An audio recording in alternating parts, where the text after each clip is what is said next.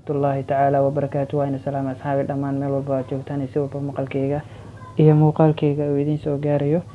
Waxaan rabaa in aan video ku qeexo mar kale qaabka taleefannada shaashadaha looga beddelo.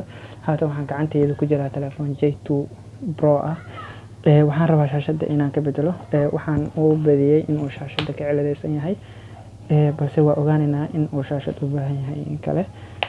Asxaabi marka hore waxaad u baahan tahay test inaad sameyso si aan u ogaano bal shaashadda in laga hayo in kale insha Allahu tacaala.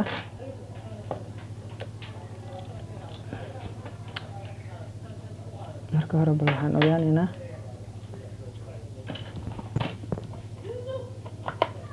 in taleefanka laga hayo shaashadda in kale.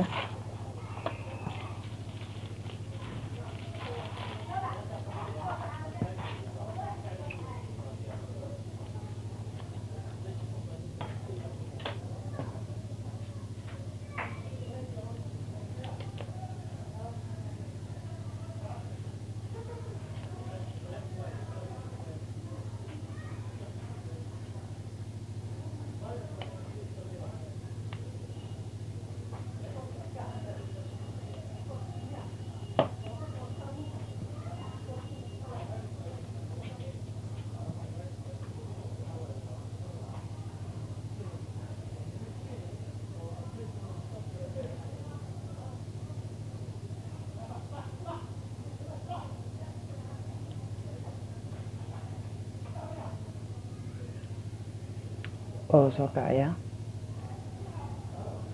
taleefanka shaashadii hadda ku dhagan xagga ayay ka jirtaa, balse tan waa un test garanaynaa intaanan ku dhajinin ka hor.